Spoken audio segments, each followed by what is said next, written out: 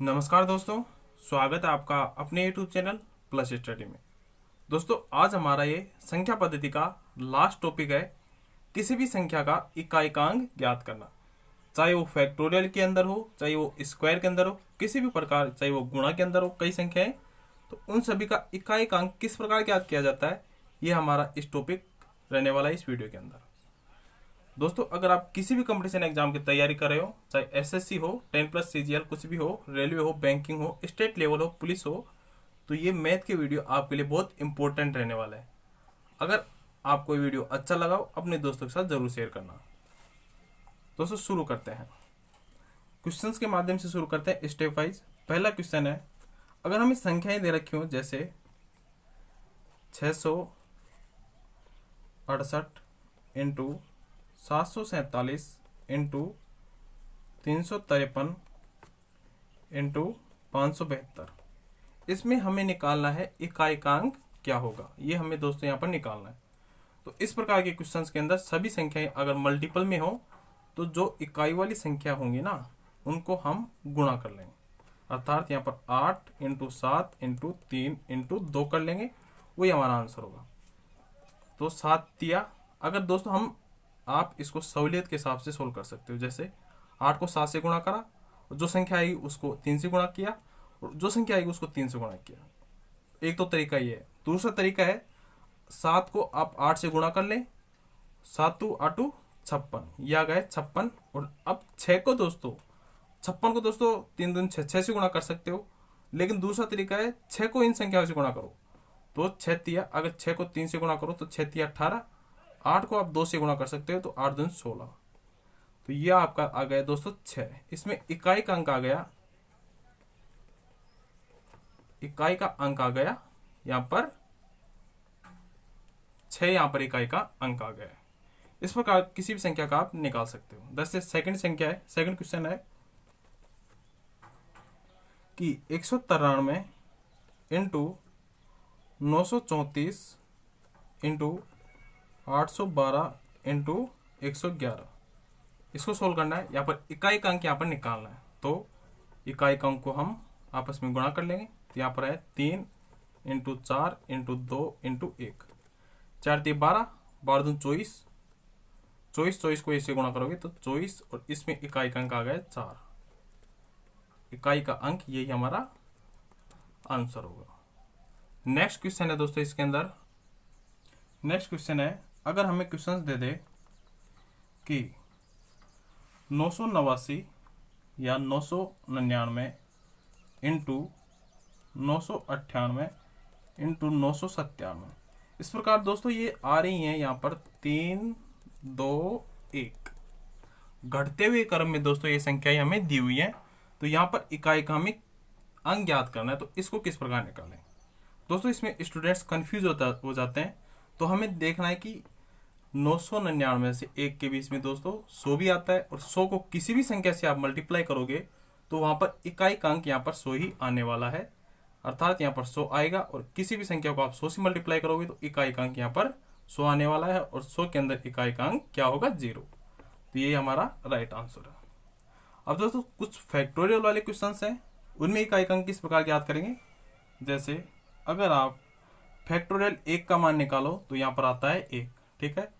Factorial 2 का मान निकालो तो 2 इंटू 1 बराबर 2, इकाई का अंक 2 आएगा यहाँ पर। अगर फैक्टोरियल 3 की बात करें तो 3 2 1, इकाई का अंक 6 आएगा। फैक्टोरियल 4 की बात करें तो 4 3 2 1, 4 3 12, 12 दूनी 24, 24 के अंदर 4 यहाँ पर इकाई का अंक आएगा।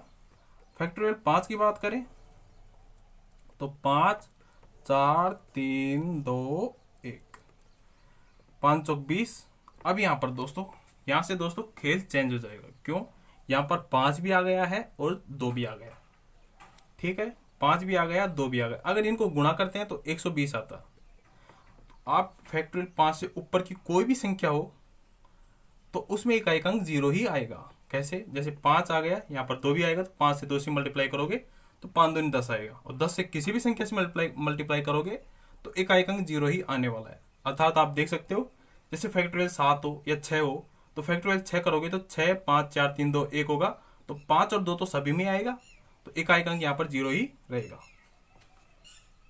अब क्वेश्चन है, जैसे हमें फैक्टोरियल 99 दे दे में इकाई का अंक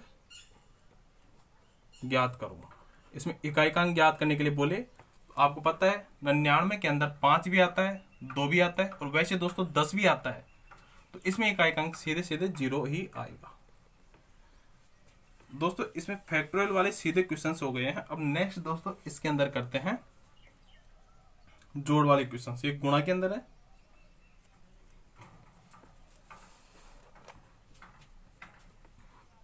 जैसे हमें दे दे factorial 1 plus factorial 2 plus factorial 3 plus factorial 4 plus factorial 5, इस प्रकार दे दे फैक्टोरियल 101 में इकाई का अंक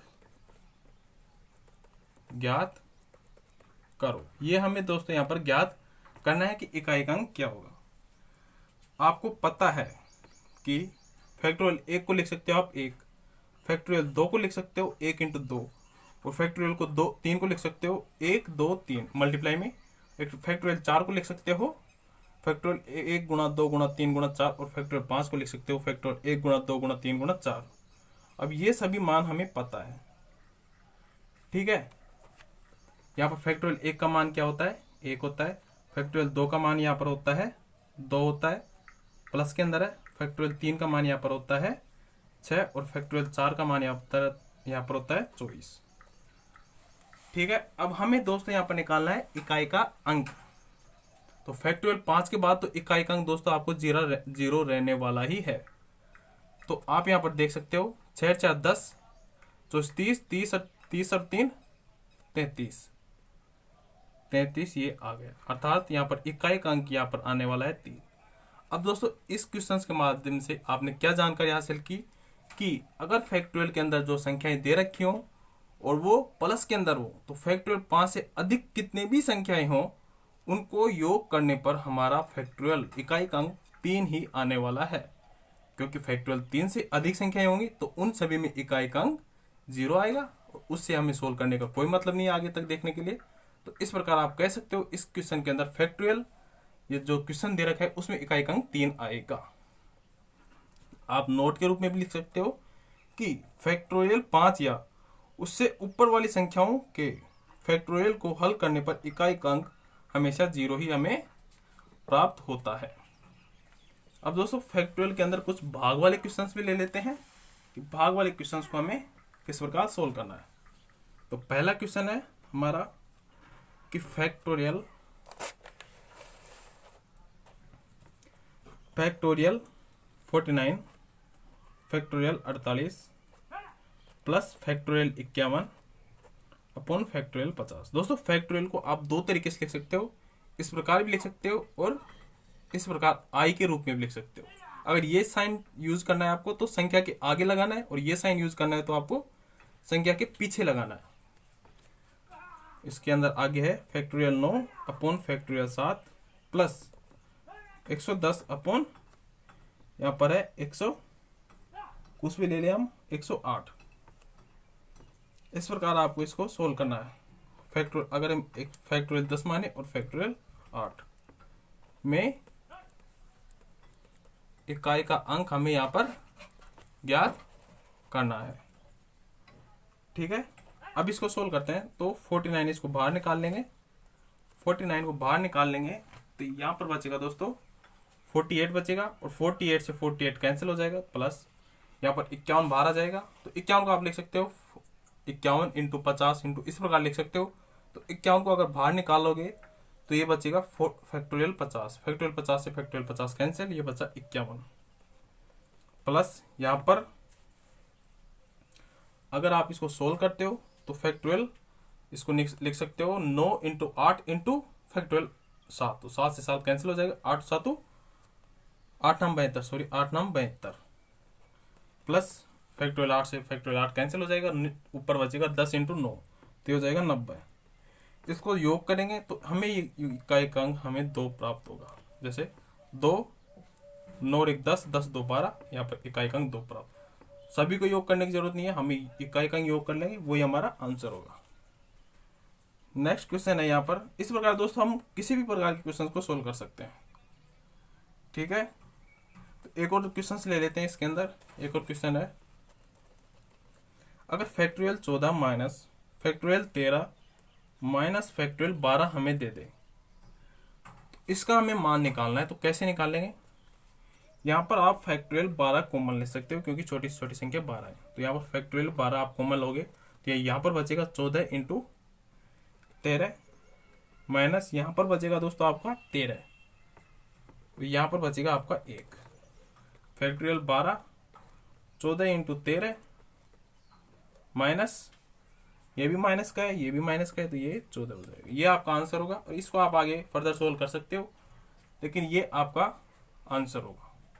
अब इसके दोस्तों कुछ क्वेश्चन है, जैसे कोई भी संख्या दे दे हमें, को गुणा करने पर इकाई का अंक क्या आएगा, ये हमें निकालते हैं। तो क्वेश्चंस के माध्यम से समझते हैं इसको। ठीक है दोस्तों, एक नोट है दोस्तों, उसको समझ लेते हैं कि किसी भी संख्या की घात 0 होने पर उसका मान 1 ही हमेशा प्राप्त होता है। जैसे अगर हेक्स कोई संख्या है उसकी घात 0 लेते हैं तो वो 1 हमारा आंसर आएगा। अगर हम 1000 की घात 0 लेते हैं तो भी हमारा आंसर 1 ही आएगा। अब कुछ नियम देख लेते हैं इकाई के अंक के ही, जैसे 1 का नियम। 1 का नियम, 1 का नियम क्या कहता है कि 1 की घात कुछ भी हो, हमारा इकाई का अंक हमेशा 1 ही प्राप्त होगा।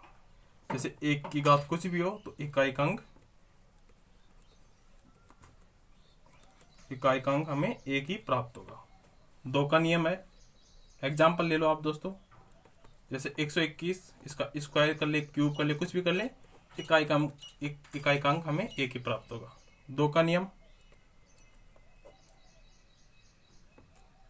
दोस्तों, 2 का नियम और यहाँ पर 2, 3, 7, 8 का नियम सेम है, तो उसको आगे हम देखेंगे। पहले 5 का नियम देख लेते हैं। 1, 5 और 6 का नियम सेम है। जैसे 5 की कुछ भी घात हो, 5 की घात कुछ भी होने पर इकाई का अंक हमें हमेशा ही 5 ही प्राप्त होगा। इकाई का अंक हमेशा 5 ही प्राप्त होगा। जैसे अगर हम 525 कर लें, यहाँ पर 5 है, तो इसका स्क्वायर करें, क्यूब करें, तो हमें इकाई का अंक यहाँ पर 5 ही प्राप्त होगा। नेक्स्ट है 6 का रूल भी दोस्तों सेम है। 1 का, 5 का और 6 का, तीनों का रूल दोस्तों यहाँ पर सेम है। 6 की घात कुछ भी हो, हमें इकाई का अंक 6 ही यहाँ पर प्राप्त होगा। अब दोस्तों कठिनाई आती है 4, 9, 2, 3, 7, 8 के रूल याद करने के लिए, तो उनको समझते हैं बारी बारी से। यहाँ पर 4 और 9 का नियम दोस्तों कुछ हद तक सेम है। जैसे किस प्रकार सेम है? इसके नियम के अनुसार यदि इनकी घात सम हो तो उस घात को हटाकर 2 लिखेंगे, और यदि घात विषम हो तो उस घात को हटाकर 1 लिखेंगे और उसे हल कर लेंगे। अब जो इकाई का अंक आएगा वही हमारा उत्तर होगा। अर्थात अगर घात सम है तो उसको हटाएंगे, हटाकर घात की जगह हम लिखेंगे 2। अगर घात विषम है उसको हटाएंगे, उसको लिखेंगे 1। किस प्रकार? जैसे 464 है, इसकी घात अगर 481 कुछ भी हो, यहाँ पर है विषम घात है, तो विषम घात है तो इसको क्या लिखेंगे? 1 लिख देंगे घात की जगह। तो 464 की घात आ जाएगी 1, और 464 की अगर यहाँ पर 4 है तो इसका स्क्वायर करेंगे, या घात तो है नहीं, स्क्वायर क्यों करेंगे, तो घात 1 है तो यहाँ पर इकाई का अंक भी 4 आ जाएगा। अगर यहाँ पर 464 है और यहाँ पर घात होता 482, तो ये क्या समघात है, तो इसको हटाते हम, 464 की घात करते 2, इसका स्क्वायर करेंगे तो आपको पता है 4 का स्क्वायर करोगे 16 आएगा, इकाई का अंक आ जाएगा यहाँ पर 6। दोस्तों ये बेसिक था। इसी प्रकार ये रूल दोस्तों 9 के नियम पर भी लागू होता है। जैसे 599 यहाँ पर समघात है, तो उसी प्रकार दोस्तों इसी की तरह सेम चेंज कर लेंगे। यहाँ पर अगर 100 घात है, ये क्या है? सम है, समघात है, तो 599 की घात सम है घात, तो इसको हटाकर 2 लिखेंगे, विषम है तो 1 लिख देंगे। यहाँ पर 9 9 81 1 इकाई का अंक होगा। अगर 599 की घात 101 है, विषम घात है, उठाएंगे 599 की जगह 1 लिखेंगे तो इकाई का अंक आ गया हमारा 9। इस प्रकार दोस्तों ये सेम रूल है। अब पढ़ते हैं 2 3 7 8 के रूल। इस वीडियो का दोस्तों लास्ट रूल है 2 3 7 और 8 का रूल। इस नियम के अनुसार इसकी घात में हम 4 का भाग देंगे तथा 4 का भाग देने के बाद जो शेष बचता है उसे घात में लिखेंगे और उसे हल कर लेंगे। अब जो इकाई का अंक आएगा वही हमारा आंसर होगा। लेकिन 2 और 8 के नियम में यदि 4 का पूरा पूरा भाग चला जाए तो इकाई का अंक 6 लेंगे, जबकि 3 और 7 के नियम में घात में 4 का पूरा पूरा भाग चला जाए तो इकाई का अंक हम 1 लेंगे। समझते हैं किस प्रकार। पहले दोस्तों यहाँ पर कुछ रूल्स बेसिक समझ लेते हैं। 1 का नियम, 5 का नियम, 6 का नियम हमने पढ़ा। इकाई का अंक क्या आएगा, हमेशा ही कुछ भी हो वही आएगा, अर्थात 0 5 और 6। 0 नहीं है, ये 1 है, 1 भी है और 0 भी है इसके साथ। ठीक है। 4 और 9 का पढ़ा हमने। समघात है तो घात को हटाएंगे और यहाँ पर लिख देंगे 2। विषम घात है तो उसको हटाएंगे और वहां पर लिख देंगे 1 और उसको आगे सोल्व कर देंगे फर्दर। 2 3 7 8 इसका रूल क्या कहता है कि 4 का भाग देंगे फर्स्ट स्टेप तो ये है। 4 का भाग देंगे और 4 का भाग देने के बाद कुछ संख्याएं बचती हैं तो उस संख्याओं को उस संख्या के ऊपर स्क्वायर के रूप में लिख देंगे। स्क्वायर जो भी बचे उसके रूप में लिख देंगे और उसको सोल्व कर देंगे। अगर घात में 4 का पूरा पूरा भाग जा रहा है, जैसे 232 है, 232 इकाई का अंक 3 है, उसके अंदर हम उसकी घात है 40 के अंदर 4 का पूरा पूरा भाग जा रहा है तो यहाँ पर घात के अंदर पूरा पूरा भाग जा रहा है तो आगे क्या करें, तो सेकंड स्टेप करते हैं। 4 का भाग देंगे और 4 का भाग पूरा चला जाए तो 2 और 8 का रूल के अनुसार उसके इकाई का अंक 6 आएगा और 3 और 7 के अनुसार उसके इकाई का अंक 1 आएगा। इनको एक क्वेश्चन के माध्यम से समझ लेते हैं। जैसे 217 है, इसकी घात है 185।